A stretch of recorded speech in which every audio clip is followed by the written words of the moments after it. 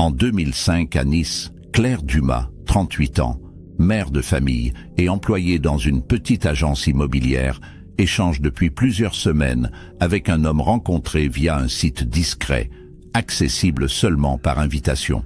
Selon les messages retrouvés plus tard, elle avait accepté de le rencontrer pour parler en personne. Un rendez-vous qu'elle n'avait confié à personne, pas même à ses proches. Le soir de sa disparition, elle quitte son domicile en prétextant une réunion de dernière minute au travail. Elle n'arrivera jamais à destination. Les premières heures de l'enquête ne révèlent aucune anomalie. Pas de lutte, pas de témoins, pas de retrait bancaire, pas de traces de son véhicule en dehors d'un bref passage sur la promenade des Anglais avant que tout signal disparaisse. Pendant 13 ans, le dossier reste figé. Aucune piste solide, aucun suspect, aucune preuve permettant d'expliquer pourquoi Claire a quitté sa routine familiale pour un rendez-vous qu'elle semblait vouloir cacher. En 2018, alors que le dossier est considéré comme inactif, un technicien chargé d'effacer les données d'un ancien téléphone professionnel, conservé par erreur dans un carton scellé, découvre un SMS jamais supprimé. Le message, daté du soir même de la disparition, provient du contact anonyme rencontré en ligne. Son contenu, d'apparence banale au premier regard, contredit pourtant la version admise depuis des années et révèle un élément crucial qui n'avait jamais été transmis aux enquêteurs. Avant de continuer, prenez un instant pour nous dire d'où vous regardez cette vidéo et quelle heure il est chez vous en ce moment. Écrivez votre ville et l'heure dans les commentaires, cela nous aide vraiment à comprendre qui nous regarde et à quelle heure nos histoires vous accompagnent. Si ce type de contenu vous intéresse, pensez à vous abonner à la chaîne et à activer la cloche pour ne rien manquer de nos prochaines enquêtes. Un simple like nous aide également énormément à continuer de partager ces affaires mystérieuses avec vous. Maintenant, revenons à notre histoire.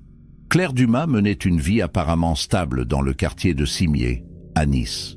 Mariée depuis 15 ans à Julien Marchand, employé municipal, elle partageait avec lui un appartement modeste et élevait leurs 2 enfants, Lucas, 12 ans, et Manon, 9 ans. Son travail à l'agence immobilière Riviera Service, située rue de France, près du centre-ville, lui offrait un cadre routinier mais paisible. Ses collègues la décrivent comme discrète, ponctuelle, rarement absente, une personne sur qui on pouvait compter sans jamais s'inquiéter. Pourtant, au cours des semaines précédant sa disparition, plusieurs indices suggèrent que Claire traversait une période de questionnement personnel. Elle passait davantage de temps sur son ordinateur le soir, souvent après que son mari et ses enfants se soient couchés. Elle avait également modifié certains de ses comportements, des sorties plus tardives, des réponses évasives sur ses activités, une attitude plus distante avec son entourage proche. Rien de dramatique, mais suffisamment inhabituel pour que son mari commence à s'interroger. Le 14 octobre 2005, Claire quitte son domicile vers 19h30 en expliquant qu'elle doit rejoindre un client pour une signature de dernière minute. Elle emporte son sac à main, son téléphone portable et les clés de sa Renault Mégane grise. Elle précise qu'elle devrait être de retour vers 22h au plus tard. Elle embrasse ses enfants, salue son mari et referme la porte derrière elle. Personne ne la reverra jamais après ce moment. Julien commence à s'inquiéter vers 23h, quand il constate que Claire ne répond plus à ses appels. À minuit passé, il contacte l'agence immobilière, mais personne ne décroche. Il essaie alors de joindre plusieurs collègues de sa femme, sans succès. Il finit par appeler la gendarmerie vers 1h du matin pour signaler la disparition. Les premières recherches débutent immédiatement, mais aucune trace de Claire ni de son véhicule n'est trouvée dans les environs immédiats. Les enquêteurs découvrent rapidement que Claire n'avait aucun rendez-vous professionnel prévu ce soir-là. L'agence immobilière confirme qu'aucune signature n'était programmée et que Claire n'avait informé personne d'une quelconque urgence client. Son véhicule est retrouvé 2 jours plus tard, garé sur un parking public près du port de Nice, sans aucune trace de lutte ou d'effraction. À l'intérieur, rien ne manque. Son sac à main est resté sur le siège passager, contenant ses papiers, son portefeuille, ses clés de maison. Seul son téléphone portable a disparu. L'enquête initiale se concentre sur l'entourage proche de Claire Dumas. Julien Marchand, son mari, est longuement interrogé par les gendarmes. Il explique que leur relation traversait une phase difficile depuis quelques mois, marquée par des silences et une certaine distance émotionnelle. Mais il affirme n'avoir jamais soupçonné d'infidélité ou de projet de départ. Il se soumet volontairement à toutes les vérifications demandées, alibi vérifié, téléphone analysé, relevé bancaire consulté. Rien ne permet de le relier à la disparition. Les collègues de Claire sont également interrogés. Tous confirment son professionnalisme, sa discrétion, son absence de conflits au travail. Aucun d'entre eux ne mentionne de comportement inhabituel récent, si ce n'est une légère tendance à s'isoler davantage pendant les pauses. L'un des agents immobiliers, Nathalie Morel, se souvient toutefois que Claire avait évoqué en passant, quelques semaines plus tôt, qu'elle ressentait le besoin de changer d'air, sans préciser ce qu'elle entendait par là. Les enquêteurs examinent les relevés téléphoniques de Claire. Ils constatent qu'elle a reçu plusieurs appels provenant d'un numéro inconnu dans les jours précédant sa disparition. Ces appels, toujours brefs, interviennent tard le soir ou tôt le matin. Lorsque les gendarmes tentent de remonter la piste, ils découvrent que le numéro correspond à une carte SIM prépayée, achetée en espèces dans un bureau de tabac de Cannes. Impossible à tracer. Aucun message vocal n'a été laissé, aucune trace écrite n'est récupérable. L'ordinateur personnel de Claire, saisi au domicile familial, révèle une activité en ligne inhabituelle. Elle s'est inscrite sur un site de rencontres discret, réservé aux personnes en couple cherchant des échanges en dehors de leur relation principale. Son profil, créé sous un pseudonyme, ne contient aucune photo identifiable, mais plusieurs échanges de messages privés sont retrouvés. Parmi eux, une conversation régulière avec un utilisateur se faisant appeler Marc L, dont le profil est tout aussi anonyme. Les messages échangés entre Claire et Marc L montrent une progression rapide. Discussions banales au début, puis confidences personnelles, puis évocation d'une rencontre physique. Marc L propose un rendez-vous pour parler tranquillement, sans pression, dans un endroit neutre. Claire accepte, mais précise qu'elle préfère ne rien dire à son entourage pour le moment. Le dernier message échangé date du 13 octobre, la veille de sa disparition. Marc L y confirme le lieu et l'heure. Demain soir, 20h, parking du port, niveau -2. Les enquêteurs tentent de remonter jusqu'à Marc L. Le site de rencontre, hébergé à l'étranger, refuse de coopérer pleinement avec la justice française, invoquant des questions de confidentialité. Les informations fournies sont minimales. Une adresse IP enregistrée depuis un cybercafé de Marseille, utilisée une seule fois pour créer le compte. Aucun paiement par carte bancaire, aucune donnée personnelle vérifiable. Marc L semble avoir pris toutes les précautions nécessaires pour rester anonyme. Le parking du port, identifié comme le lieu de rendez-vous prévu, est passé au crible. Les caméras de surveillance, vieillissantes et mal entretenues, n'ont conservé aucune archive exploitable pour la soirée du 14 octobre. Les gardiens du parking ne se souviennent de rien de particulier. Le véhicule de Claire, retrouvé 2 niveaux plus haut que le point de rendez-vous, ne porte aucune trace suspecte. Pas d'empreinte inconnue, pas de signe de lutte, rien qui suggère une agression violente. Les semaines passent, sans avancée significative. Les gendarmes diffusent un avis de recherche, interrogent des dizaines de témoins potentiels, vérifient les images de vidéosurveillance dans un périmètre élargi autour du port. Rien ne permet de reconstituer les dernières heures de Claire après son départ du domicile. Les plongeurs explorent même une partie du port, au cas où son corps aurait été jeté à l'eau, mais aucune découverte n'est faite. L'affaire médiatisée attire l'attention locale pendant quelques semaines, puis retombe progressivement dans l'oubli. La famille de Claire, effondrée, continue de solliciter régulièrement les autorités, mais les pistes s'épuisent les unes après les autres. En 2007, 2 ans après la disparition, le dossier est classé sans suite active, faute d'éléments nouveaux. Claire Dumas rejoint la longue liste des personnes disparues sans explication, laissant derrière elle un vide impossible à combler et des questions sans réponse. Pendant les années qui suivent, la vie reprend difficilement son cours pour la famille Dumas. Julien Marchand élève seul ses 2 enfants, Lucas et Manon, qui grandissent avec le poids d'une absence inexpliquée. Les anniversaires, les fêtes, les moments ordinaires sont marqués par le fantôme de Claire. Julien refuse de déménager, espérant secrètement que sa femme réapparaisse un jour à la porte de leur appartement de Cimier. Il conserve intact le dossier d'enquête, les coupures de presse, les relevés téléphoniques, tout ce qui pourrait un jour servir à comprendre. En 2010, une piste inattendue émerge. Une femme contacte la gendarmerie de Nice pour signaler qu'elle a aperçu, dans une gare routière de Toulouse, une personne qui ressemblait étrangement à Claire Dumas. Le signalement est pris au sérieux. Même taille, même silhouette, même couleur de cheveux. Les enquêteurs se rendent sur place, vérifient les images de vidéosurveillance, interrogent le personnel de la gare, mais aucune identification formelle n'est possible. La femme aperçue portait des lunettes de soleil, un foulard, et a disparu dans la foule avant que quiconque puisse l'approcher. Cette fausse piste ravive temporairement l'espoir de Julien, mais elle s'éteint rapidement. D'autres témoignages similaires parviennent sporadiquement aux autorités au fil des années. Une femme aperçue à Lyon, une autre à Bordeaux, une 3e dans un marché de Montpellier. Chaque fois, les vérifications ne mènent nulle part. Ces signalements, bien que sincères, reflètent davantage le besoin de croire qu'une personne disparue peut encore être vivante quelque part, plutôt qu'une réalité tangible.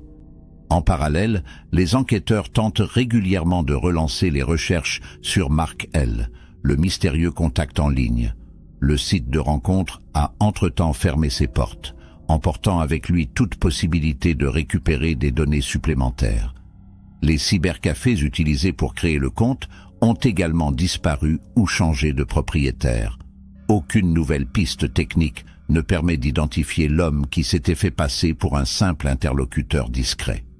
Les gendarmes explorent également la possibilité que Claire ait pu organiser elle-même sa disparition. Cette hypothèse, bien que douloureuse pour la famille, ne peut être écartée. Certains éléments plaident en sa faveur. L'absence de violence, le véhicule abandonné sans signe de lutte, le mensonge sur le rendez-vous professionnel, les échanges secrets en ligne. Mais d'autres détails contredisent cette théorie. Pourquoi laisser son sac à main avec tous ses papiers dans la voiture? Pourquoi ne jamais donner signe de vie, même anonymement, à ses enfants? En 2013, 8 ans après la disparition, Julien Marchand accepte enfin de participer à une émission télévisée consacrée aux affaires non résolues. Il y témoigne avec émotion de la vie qu'il mène depuis 2005, de l'absence qui ne s'efface jamais, de l'impossibilité de faire le deuil sans certitude. L'émission relance brièvement l'intérêt médiatique pour l'affaire, mais aucun élément nouveau ne surgit. Les appels reçus suite à la diffusion restent sans suite exploitable. Les enfants de Claire, devenus adolescents, développent chacun leur propre manière de gérer l'absence. Lucas, l'aîné, refuse catégoriquement d'évoquer sa mère, préférant se concentrer sur ses études et sa vie future. Manon, plus jeune au moment de la disparition, n'a conservé que des souvenirs fragmentaires et doit reconstruire l'image de sa mère à travers des photos et des récits. Julien constate avec tristesse que ses enfants grandissent avec un vide impossible à combler, une partie de leur identité à jamais incomplète. Le dossier de Claire Dumas reste officiellement ouvert, mais sans activité réelle. Les enquêteurs affectés à d'autres affaires consultent parfois le fichier, espérant qu'une nouvelle technologie ou une coïncidence inattendue permette de faire avancer les choses. Mais les années passent, les priorités changent, et l'affaire sombre progressivement dans les archives poussiéreuses des disparitions inexpliquées. En 2015, 10 ans après les faits, une cérémonie discrète est organisée par la famille pour marquer cette décennie d'absence. Julien Marchand vieillit avec le poids de l'incertitude. Il ne s'est jamais remarié, n'a jamais vraiment reconstruit sa vie affective. Il continue de travailler à la mairie de Nice, accomplissant ses tâches quotidiennes avec une régularité mécanique.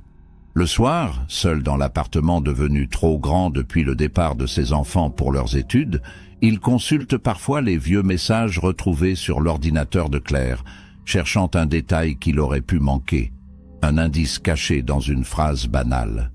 En juin 2018, 13 ans après la disparition de Claire Dumas, un événement inattendu fait basculer l'enquête. La gendarmerie de Nice procède à un grand nettoyage de ses archives matérielles pour libérer de l'espace de stockage. Parmi les cartons entreposés depuis des années, un technicien administratif, Sébastien Bonnet, est chargé d'effacer définitivement les données de plusieurs dizaines d'anciens téléphones portables conservés comme pièces à conviction dans des affaires classées ou résolues. Sébastien suit une procédure stricte. Vérifier que l'affaire concernée est bien close, récupérer l'autorisation écrite de destruction, effacer les données selon le protocole informatique prévu, puis recycler le matériel. En manipulant un vieux Nokia à clapet portant l'étiquette « Affaire Dumas-Claire 2005 », il constate que l'appareil, bien que déchargé depuis des années, se rallume après branchement sur secteur. Curieux, il consulte rapidement le contenu avant l'effacement définitif.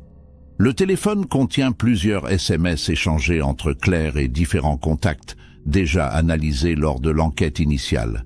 Mais Sébastien remarque un message stocké dans un dossier technique appelé brouillon, une fonctionnalité rarement utilisée à l'époque et que les enquêteurs de 2005 n'avaient visiblement pas consulté en détail. Le message, daté du 14 octobre 2005 à 19h47, n'a jamais été envoyé. Il est adressé à un numéro non enregistré dans les contacts. Le contenu du SMS brouillon est bref mais troublant. « Je suis arrivé. Personne. J'attends encore 10 mines, puis je rentre. » Ce message, rédigé par Claire elle-même quelques minutes seulement avant l'heure prévue du rendez-vous avec Marc L., n'avait jamais été transmis. Pour une raison inconnue, Claire l'avait sauvegardé en brouillon au lieu de l'envoyer. Sébastien, conscient de l'importance potentielle de cette découverte, suspend immédiatement la procédure d'effacement et contacte son supérieur hiérarchique. Le téléphone est transmis à l'unité d'investigation criminelle qui avait initialement traité l'affaire. Les enquêteurs, dont certains ont pris leur retraite depuis, sont contactés pour expertise. Le capitaine Thierry André, désormais en charge du service des affaires froides, reprend le dossier Dumas et commence par vérifier l'authenticité du SMS. Les métadonnées confirment. Le message a bien été rédigé le 14 octobre 2005 à 19h47, depuis une antenne relais située près du parking du port de Nice, exactement là où le véhicule de Claire a été retrouvé 2 jours plus tard.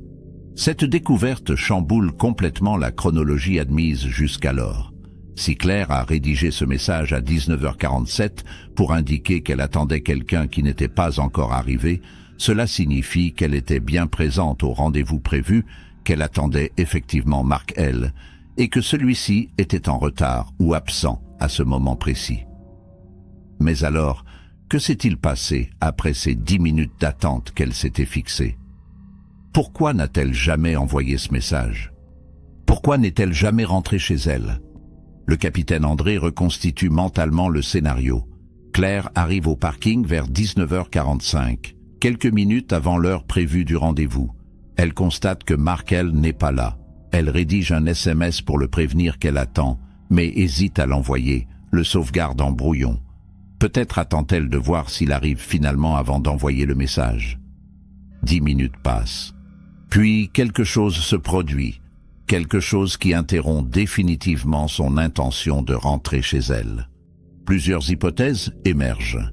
Première possibilité, Marc L finit par arriver après les 10 minutes d'attente, convainc Claire de le suivre ailleurs, Et c'est là que la situation bascule. Deuxième possibilité, une tierce personne intervient pendant qu'elle attend seule dans sa voiture, profitant de sa vulnérabilité. Troisième possibilité, Claire décide finalement de ne pas rentrer, change d'avis sur sa vie et organise sa propre disparition après avoir constaté que le rendez-vous n'aurait pas lieu. Le capitaine André fait analyser à nouveau le téléphone par les services techniques modernes, bien plus performants qu'en 2005. Les spécialistes parviennent à récupérer des fragments de données effacés, notamment des journaux d'appel incomplets. Ils découvrent qu'un appel entrant a été reçu sur le téléphone de Claire à 19h53, soit 6 minutes après la rédaction du SMS brouillon. L'appel provient du même numéro prépayé non identifié qu'elle avait été en contact les jours précédents. La durée de la communication, 23 secondes. Ce détail change tout. Claire a donc bien eu un contact téléphonique avec Marc L, ou quelqu'un utilisant son numéro, moins de 10 minutes après avoir rédigé le message, indiquant qu'elle attendait encore. Que s'est-il dit durant ces 23 secondes? Pourquoi n'a-t-elle jamais envoyé le SMS qu'elle avait préparé? L'appel a-t-il annulé son intention de partir? Ou au contraire, l'a-t-il convaincu de rester et d'attendre davantage? La découverte du SMS brouillon et de l'appel de 23 secondes relance officiellement l'enquête en juillet 2018.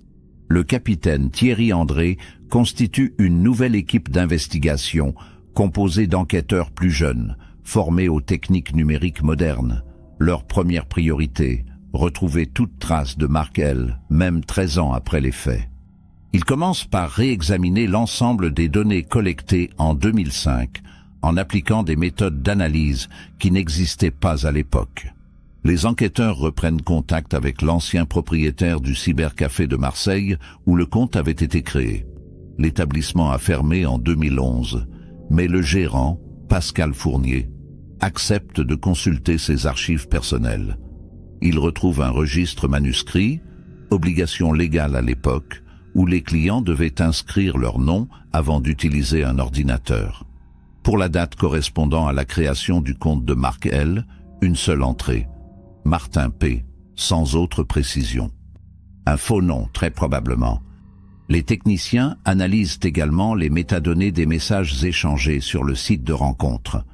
Ils constatent que Marc L s'est connecté au site uniquement depuis 2 adresses IP différentes, celle du cybercafé de Marseille pour la création du compte et une autre provenant d'une box internet résidentielle située à Antibes. Cette deuxième IP, enregistrée par le fournisseur d'accès à l'époque, appartient à un abonnement souscrit au nom de Philippe Thomas, un homme de 68 ans en 2018, retraité de l'industrie maritime. Les enquêteurs se rendent au domicile de Philippe Thomas, une petite maison dans un quartier pavillonnaire calme d'Antibes. L'homme les reçoit avec surprise, nie catégoriquement toute implication dans une affaire de disparition, affirme n'avoir jamais entendu parler de Claire Dumas. Quand on lui montre les relevés prouvant que son adresse IP a été utilisée pour se connecter au site de rencontres en 2005, il reste interdit quelques secondes, puis se souvient d'un détail crucial. À l'époque, son fils vivait encore chez lui.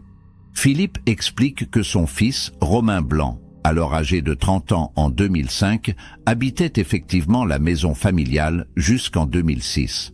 Romain était technicien informatique, travaillait de manière irrégulière, passait beaucoup de temps seul dans sa chambre à naviguer sur Internet. Les relations père-fils étaient tendues, marquées par des désaccords constants. Romain a quitté brutalement le domicile en janvier 2006, 3 mois après la disparition de Claire, sans laisser d'adresse de contact. Philippe n'a plus eu de nouvelles de lui depuis cette date. Les enquêteurs demandent à Philippe de décrire son fils. L'homme sort quelques vieilles photos. Romain apparaît comme un homme de taille moyenne, mince, cheveux châtain courts, regard fuyant. Philippe précise que son fils était quelqu'un de solitaire, méfiant, peu à l'aise socialement, sans relation amoureuse connue. Il ajoute que Romain avait développé une certaine obsession pour les rencontres en ligne, passant des heures sur différents forums et sites de discussion, souvent sous de faux noms. Le capitaine André lance immédiatement des recherches approfondies sur Romain Blanc. Les bases de données administratives révèlent qu'il n'a plus aucune trace officielle en France depuis 2007. Pas de déclaration de revenus, pas de nouvelle carte d'identité, pas d'immatriculation de véhicule, pas d'abonnement téléphonique ou Internet à son nom. Romain semble avoir disparu du système, comme s'il avait quitté le pays ou adopté une nouvelle identité. Une demande de signalement est diffusée au niveau national et européen. Les enquêteurs retournent fouiller les archives bancaires de Romain pour la période 2005-2006. Ils découvrent plusieurs retraits en espèces importants effectués dans les semaines suivant la disparition de Claire. 300 € le 20 octobre 2005, 400 € le 3 novembre, 250 € le 18 novembre. Tous ces retraits ont été effectués dans des distributeurs automatiques de la région niçoise. Le dernier mouvement sur son compte date du 12 janvier 2006. Un retrait de 1 000 € en espèces à Nice, puis plus rien. L'équipe d'investigation interroge d'anciens collègues de Romain, retrouvés via les registres des entreprises où il avait travaillé. La plupart le décrivent comme un homme discret, compétent techniquement, mais étrange dans ses interactions sociales. L'un d'eux, Mathieu Rousseau, se souvient d'une conversation troublante à la fin de l'année 2005. Romain lui avait confié qu'il avait rencontré quelqu'un de spécial en ligne, quelqu'un qui comprenait vraiment ce qu'il ressentait. Mathieu n'avait pas prêté attention à ses propos sur le moment.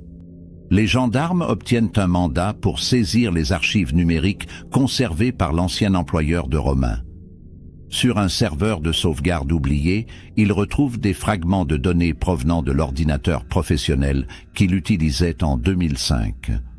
Parmi ces données, des recherches Internet sur les techniques de disparition volontaire, des forums sur l'anonymat en ligne, des articles sur les affaires de personnes disparues jamais retrouvées. Ces éléments, bien que troublants, ne constituent pas une preuve directe de culpabilité. Le capitaine André reconstitue une chronologie possible. Romain Blanc, seul, en difficulté relationnelle, crée un profil anonyme sur un site de rencontre discret. Il entre en contact avec Claire Dumas, elle aussi en recherche d'autre chose. Il organise un rendez-vous au parking du port, arrive en retard, appelle Claire pour la rassurer ou lui donner de nouvelles instructions. Puis, quelque chose se passe. Quelque chose qui pousse Romain à fuir et à disparaître lui-même 3 mois plus tard. En septembre 2018, les enquêteurs décident de diffuser publiquement l'identité et la photo de Romain Blanc via les médias nationaux. L'affaire Claire Dumas, ressortie des archives après 13 ans, suscite un regain d'intérêt médiatique important. Plusieurs émissions télévisées consacrent des reportages à cette relance, montrant le visage de Romain et appelant toute personne ayant des informations à se manifester. Julien Marchand, contacté par les enquêteurs, découvre pour la première fois le visage de l'homme qui pourrait être responsable de la disparition de sa femme. Quelques jours après la diffusion télévisée, un témoin se présente spontanément à la gendarmerie de Toulon. Il s'agit de Dominique Vincent, un ancien marin de 73 ans, retraité depuis 15 ans. Il explique qu'il a reconnu formellement Romain Blanc en voyant sa photo à la télévision. Il affirme l'avoir employé en 2006 et 2007 comme technicien de maintenance sur un bateau de plaisance amarré au port de Hyères. Romain se faisait alors appeler Marc Laurent et présentait de faux documents d'identité. Dominique raconte que Romain, sous cette fausse identité, s'occupait de l'entretien électronique et informatique de son bateau. Il vivait discrètement, payé en espèces, ne parlait jamais de son passé. En juillet 2007, Romain a brusquement disparu sans prévenir, laissant ses affaires personnelles à bord. Dominique, pensant à un simple abandon de poste, n'avait jamais signalé cet incident aux autorités. Il avait simplement jeté les quelques vêtements et objets abandonnés, sauf un vieux sac contenant des papiers qu'il avait conservés par habitude. Les enquêteurs se rendent immédiatement chez Dominique pour récupérer ce sac. À l'intérieur, des factures sans importance, un carnet de notes manuscrites, quelques photos floues et surtout un téléphone portable à clapet, identique au modèle que possédait Claire en 2005. Le téléphone, complètement déchargé et oxydé par l'humidité marine, est envoyé en urgence au laboratoire technique pour analyse. Les spécialistes parviennent à extraire partiellement les données de la carte SIM, malgré son état dégradé. Les résultats sont accablants. Le numéro de téléphone correspond exactement à celui du contact anonyme avec qui Claire échangeait dans les jours précédant sa disparition. Le répertoire contient un seul numéro enregistré, celui de Claire Dumas. Les journaux d'appel confirment plusieurs communications entre ce téléphone et celui de Claire, dont l'appel de 23 secondes du 14 octobre 2005 à 19h53. Romain Blanc et Marc L. ne font qu'un. La preuve matérielle tant recherchée depuis 13 ans vient enfin d'être trouvée. Le carnet de notes manuscrites découvert dans le sac apporte des éléments encore plus troublants. Romain y a consigné des réflexions personnelles, datées entre septembre 2005 et juin 2007. Plusieurs passages mentionnent directement Claire, sous ses initiales CD.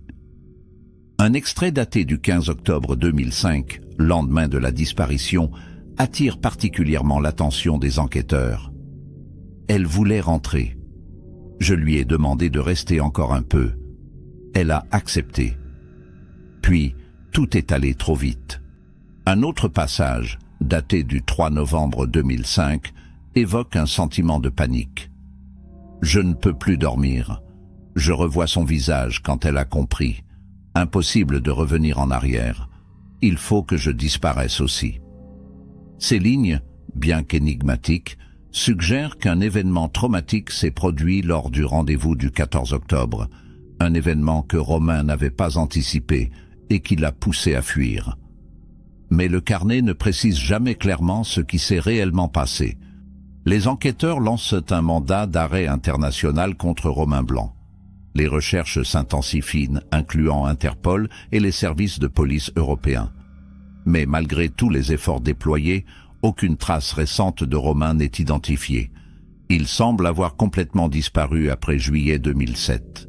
Les hypothèses vont de la fuite à l'étranger sous une nouvelle identité, au suicide discret, en passant par une possible implication dans d'autres affaires non résolues.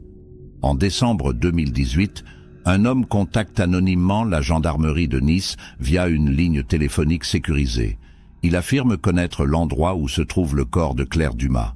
Il refuse de donner son identité, mais précise avec exactitude une zone forestière située dans l'arrière-pays niçois, près du village de Lucéram, à environ 30 km du centre de Nice. Il raconte qu'en octobre 2005, il se promenait en forêt et a vu un homme correspondant à la description de Romain en train de creuser un trou profond, près d'un vieux châtaignier isolé. Les gendarmes se rendent sur place avec une unité cynophile spécialisée dans la recherche de restes humains. Après 3 jours de fouilles minutieuses dans la zone indiquée, les équipes découvrent effectivement des ossements humains enterrés à environ 1,50 m de profondeur. Les analyses ADN, effectuées en urgence, confirment qu'il s'agit bien de Claire Dumas. Son corps reposait là depuis 13 ans, dans un endroit reculé que personne n'avait jamais pensé à fouiller lors des premières recherches de 2005.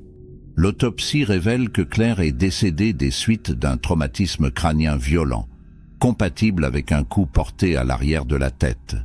Aucune trace de ligature ou de blessure défensive n'est identifiée sur le squelette, suggérant que l'agression a été rapide et inattendue. Les légistes estiment que le décès est survenu entre le 14 et le 16 octobre 2005, soit dans les heures ou jours suivant sa disparition. L'affaire, longtemps classée comme disparition inquiétante, devient officiellement une enquête pour homicide volontaire. La découverte du corps apporte une forme de clôture terrible mais nécessaire à la famille Dumas. Julien Marchand, effondré, peut enfin organiser des funérailles dignes pour Claire, 13 ans après sa disparition. Lucas et Manon, désormais adultes, participent à la cérémonie avec une émotion retenue, confrontés à la réalité brutale qu'ils avaient toujours redoutée. Leur mère n'avait jamais choisi de les abandonner. Elle avait été victime d'un acte de violence qui lui avait ôté toute possibilité de rentrer. Aujourd'hui, en 2025, l'enquête sur Romain Blanc reste officiellement ouverte. Malgré toutes les preuves accumulées, malgré la découverte du corps de Claire Dumas et des aveux indirects contenus dans son carnet personnel, Romain n'a jamais été arrêté ni jugé. Il demeure introuvable, quelque part en France ou à l'étranger, vivant peut-être sous une nouvelle identité, ou décédé dans des circonstances inconnues. Le mandat d'arrêt international le concernant est toujours actif, et son visage figure sur les listes de personnes recherchées par Interpol. Les enquêteurs continuent de recevoir sporadiquement des signalements de personnes pensant l'avoir aperçu, mais aucun n'a jamais abouti à une arrestation. Certains témoignages évoquent un homme ressemblant à Romain vu en Espagne en 2012, d'autres mentionnent une possible présence en Belgique en 2016. Mais sans confirmation formelle, ces pistes restent hypothétiques. Le capitaine Thierry André, qui a dirigé la réouverture de l'enquête, a pris sa retraite en 2023 sans avoir eu la satisfaction de voir Romain Blanc face à la justice. Julien Marchand a vendu l'appartement de Cimières en 2020 et s'est installé dans une petite maison en dehors de Nice, cherchant à tourner définitivement la page. Il a finalement accepté que certaines questions resteront à jamais sans réponse. Pourquoi Romain a-t-il tué Claire? Était-ce prémédité ou un geste impulsif? Que s'est-il dit durant les 23 secondes de l'appel téléphonique? Pourquoi Claire n'a-t-elle jamais envoyé ce SMS brouillon qui aurait peut-être tout changé si elle l'avait transmis? L'affaire Claire Dumas demeure l'un des dossiers les plus médiatisés de disparitions élucidées tardivement en France. Elle illustre à la fois les limites des technologies d'investigation des années 2000 et la puissance des méthodes modernes appliquées rétrospectivement. Elle rappelle aussi la fragilité des rencontres en ligne anonymes, où l'identité réelle des interlocuteurs peut rester cachée jusqu'au moment fatal. Un simple SMS jamais envoyé, retrouvé 13 ans plus tard, aura suffi à faire basculer une enquête figée depuis des années. Si vous avez des informations sur Romain Blanc, ou si vous pensez l'avoir croisé quelque part, contactez immédiatement les autorités. Chaque détail compte. N'hésitez pas à partager cette vidéo pour que cette histoire atteigne le plus grand nombre possible de personnes. Peut-être que quelqu'un, quelque part, détient l'information qui permettra enfin d'arrêter l'homme responsable de la mort de Claire Dumas. Abonnez-vous à la chaîne pour ne manquer aucune de nos prochaines enquêtes sur les affaires non résolues. Likez si ce type de contenu vous intéresse. Et surtout, dites-nous en commentaire, pensez-vous que Romain Blanc soit encore en vie aujourd'hui ?